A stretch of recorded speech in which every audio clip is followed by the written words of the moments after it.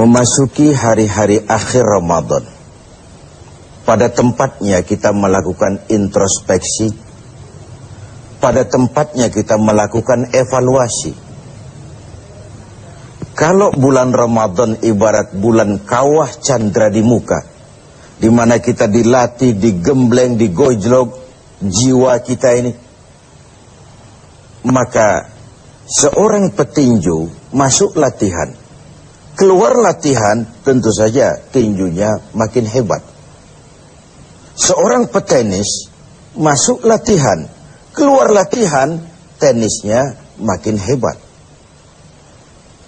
Itu atlet.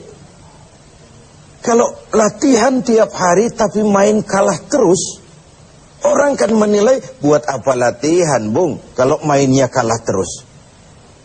Sepanjang Ramadan sebulan penuh kita digojlok, digembleng, dilatih. Untuk apa? Menghadapi hidup 11 bulan sesudahnya. Kalau setelah Ramadan kita kalah lagi oleh setan, kalah lagi oleh iblis, alamat latihan kita di bulan ini tidak membawa hasil yang diharapkan. Nah, sebagai bagian dari introspeksi itu, pada kesempatan ini, saya ingin menyampaikan sebuah hadis yang memberikan gambaran kepada kita bahwa lagi-lagi ibadah pada dasarnya merupakan satu totalitas, satu keutuhan, yang satu berkait dengan yang lain.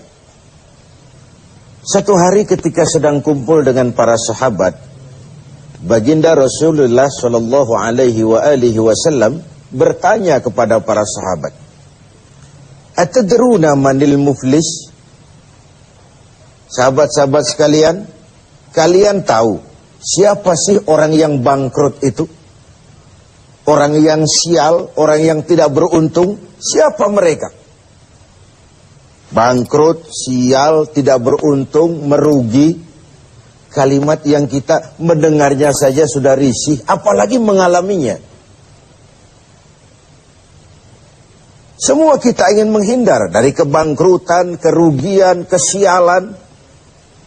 Nah, Nabi bertanya itu kepada sahabat, tahu nggak kamu siapa orang yang bangkrut, orang yang sial, orang yang tidak beruntung? Macam-macamlah jawaban para sahabat ketika itu.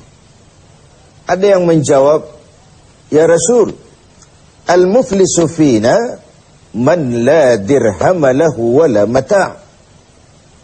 Menurut pendapat kami ya Rasul, orang bangkrut, orang sial, orang tidak beruntung itu man la dirhamalah, orang yang tidak punya uang dan tidak punya harta. Apalagi mau lebaran macam begini, orang yang tidak punya uang dengan orang yang punya uang, janganlah gaya hidupnya, gaya jalannya saja lain. Uang tuh katanya raja, katanya. Lidah yang paling fasih untuk bicara, uang. Senjata yang paling ampuh maju ke medan perang, uang.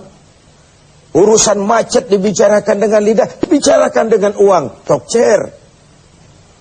Meriam pun tidak akan bunyi kalau ditutup dengan uang. Dan begitu seterusnya. Begitu jawaban sebagian sahabat, begitu juga pandangan banyak kita sekarang ini. Begitulah memang bahwa materialisme, hedonisme menggiring kita untuk menilai seseorang dari penampilan. Maka berpayah-payahlah kita menghabiskan sejumlah dana untuk mengurus penampilan ini. Pengusaha tidak bonafid kalau menandatangani kontrak tidak pakai jam tangan Rolex, pulpennya Montblanc, sepatunya wah, mobilnya wah, bajunya wah, dasinya wah. Begitulah kebanyakan kita sekarang ini. Berpacu menata penampilan. Orang yang bangkrut, yang tidak punya itu semua. Tidak punya uang, tidak punya harta. Hidup cuma sekedar mengumpulkan keinginan-keinginan dan seterusnya. Mendengar jawaban ini, Rasul senyum. Ndak. Bukan itu orang bangkrut.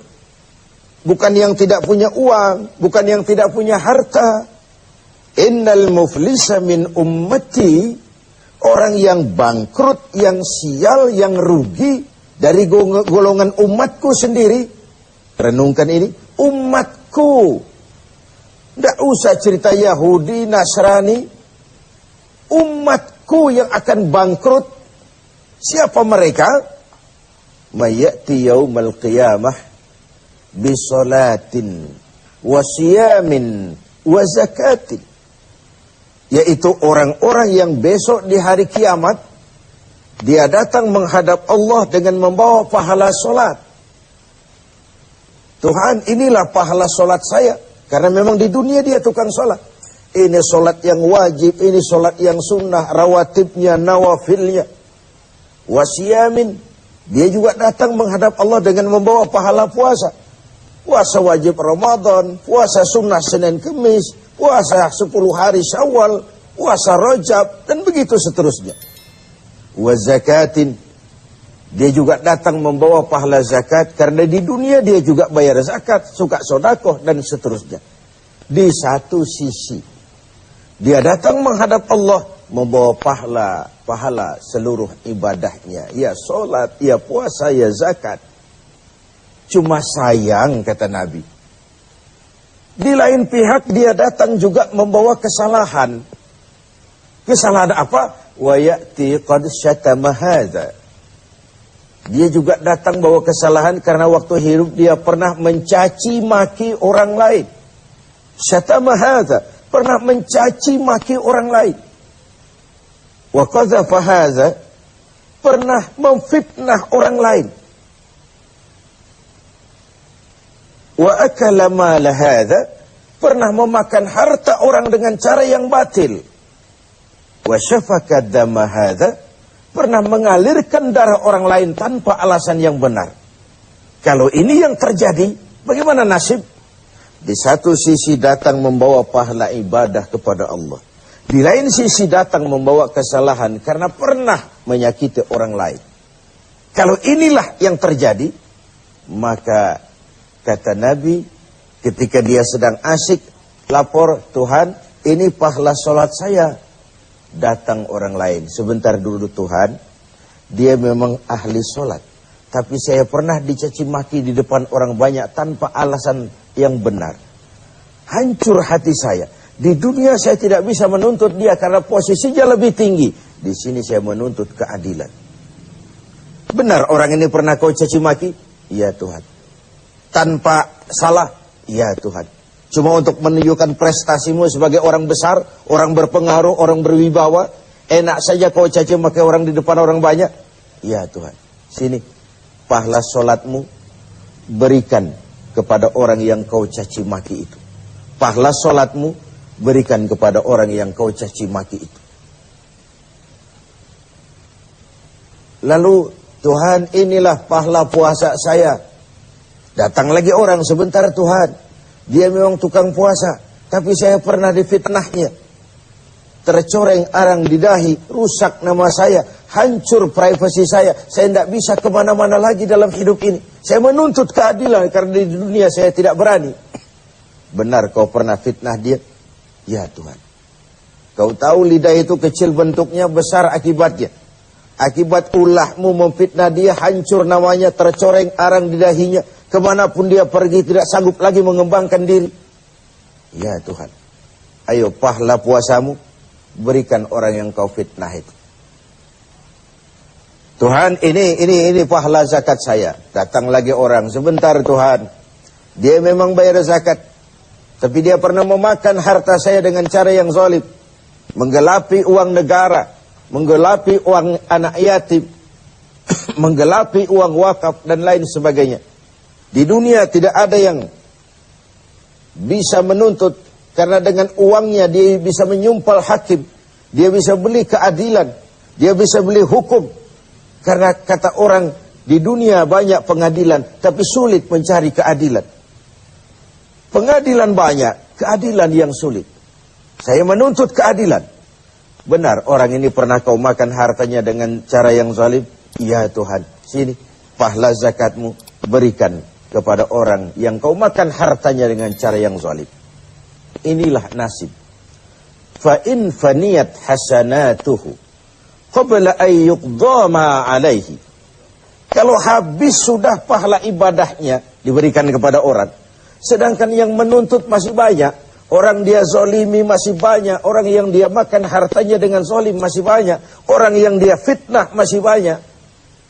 Apa yang terjadi? Ukhiza min khatayahum.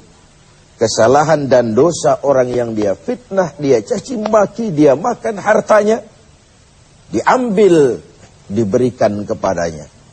Dan pada akhirnya summa turihatin nar, diberikanlah dia, dilemparkanlah dia ke neraka. Sudah pahala dipreteli, dosa diberikan pula. Ini kan bangkrut, ini kan sial namanya, ini kan tidak beruntung namanya. Ibarat orang dagang, sudah modal habis, tagihan utang masih datang terus. Wajar kalau akhirnya kita terkena perkara. Oleh karenanya, kita melakukan introspeksi, evaluasi. Sudah baik hubungan kita kepada Allah di Ramadan ini? Alhamdulillah. Mari kita melirik bagaimana hubungan kita dengan sesama manusia. Semoga evaluasi ini memberikan sebuah arah yang memperbaiki hablum minallah dan hablum minan nas kita.